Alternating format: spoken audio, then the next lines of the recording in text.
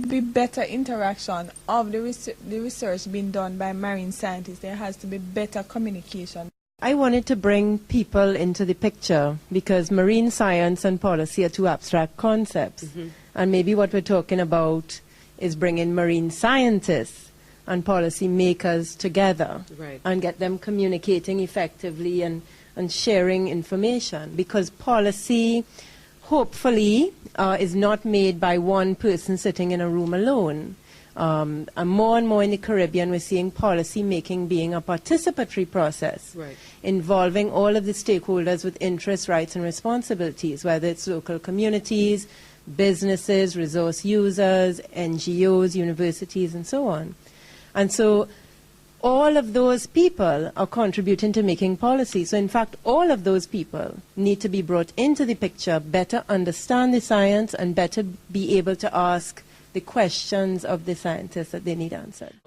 Why should the average person in any country, especially in the Caribbean, care about this? Our ecosystems, especially in the Caribbean, are really the source of our wealth. Our main economic drivers are tourism and agriculture. And so really making sure that those resources are there around for us to continue to use is very important. And there are a lot of people that are interested in conservation of resources for their own sake, their beauty, their value to people. And as Caribbean people, and we're in the nature isle of Dominica, for sure, we all appreciate the natural beauty that's surrounding us. But also, this is important for us and for our lives and our quality of lives. So really we need to make that connection more and not forget it as Caribbean people. People like to know, what do I get out of it? Absolutely. What's my stake? Yes, and Caribbean people love to eat, including myself. When you think about fish, you know, it has a lot of links, because in 2005, when there was coral bleaching severely throughout the Caribbean, a lot of the fish migrated, and I'm sure you've been noticing fish is more expensive, it's scarce or harder to get, they're smaller, things like that. And so what the scientists are predicting, that with climate change and so on, this might not be a seasonal thing, it might be something that is a regular part of our lives. And so we have to look at what does that mean for the fisherman who has to go further out to fish. I might not get any fish, so you might have to look for alternate sources of employment. So in practical, everyday terms, it's important for us to have better ideas of how this relates to our everyday lives. Where marine science is concerned, should there be a difference in what the focus is based on what the overall thrust of the country is? We all have an appreciation for the fact that those activities that we're engaged in, whether it's food, extraction for food, whether it's extraction for building materials and so on, are having a deleterious effect on the resource base. Okay, and it is based upon our understanding and our appreciation, okay, for those negative effects, or where the effects can be positive, okay, that fuels the types of policy decisions or the types of actions or planning processes that we formulate in a view to, in many instances, sustain those activities. I'm just going to draw one example in terms of Dominica from the standpoint of fisheries. Okay, we've come from a number of hurricanes that have affected Dominica, and they have affected the fisheries resources in terms of livelihood significantly.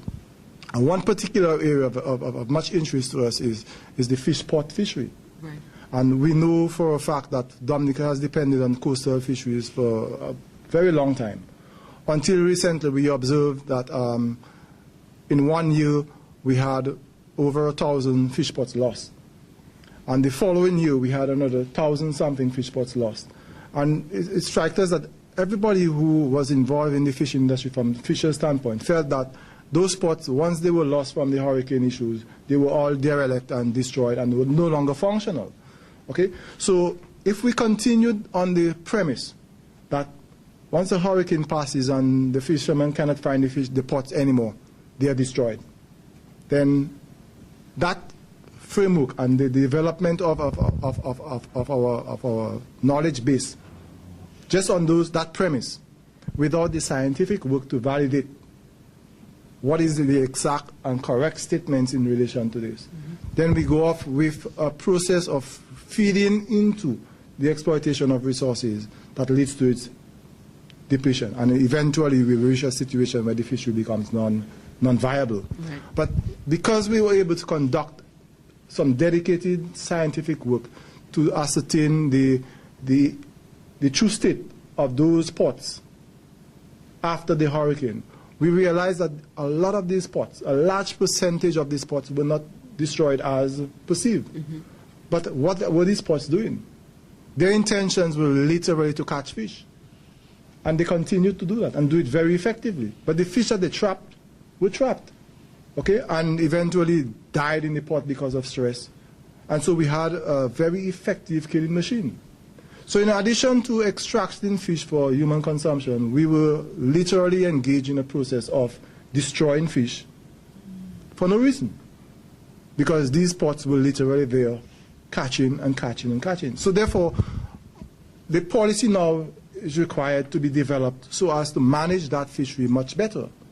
And therefore, I think the link now is to be able to provide the scientific information, okay, in a manner and a framework that becomes palatable, okay, and then results in a much clearer policy direction that will allow for the better sustenance in terms of the management of the resource.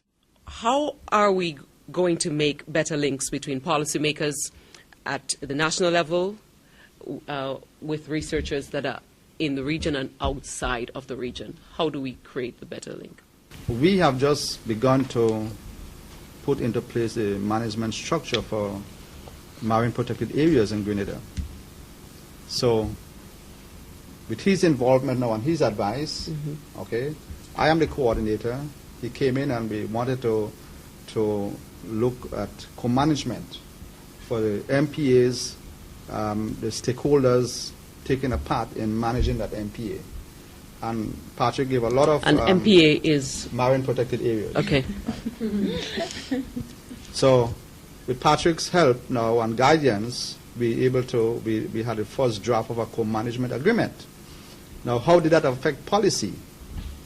I am the coordinator, but you have the cabinet appointed a MPA management committee for managing all MPAs throughout Grenada, setting the policy. So I was able to bring that, the model of co-management, to the MPA management committee appointed by cabinet, and they adopted. So that is the official policy now, that we will provide for co-management at all the MPAs, MPA site. Right. So that was a practical way of how Patrick from the university, as a scientist, influence and help guide the policy that we have now on MPA in Grenada. But how do we create it so that there is sort of a greater link that branches out throughout the region? I believe we need to have or develop some clearinghouse system that where persons are dedicated to look at the research activities undertaken in the region. And through this clearinghouse mechanism, you make this information or this research, okay, accessible in a framework where it is published not only through the script, but through educational programs like this, where we can highlight and promote and talk about the research activities that have a direct impact, right, okay, in terms of our knowledge building and understanding of the resource base at which we are dependent upon. And then in that way, through this medium, the general public has a better appreciation and have more information at their fingertips. If we go to the United States or Europe and some of these other places, I think they have done an excellent job in terms of taking science and the information and data from science and translating it into information packages that is readily available to its audience in terms of the various stakeholder frameworks. And we lack that a lot, I think, in our Caribbean context.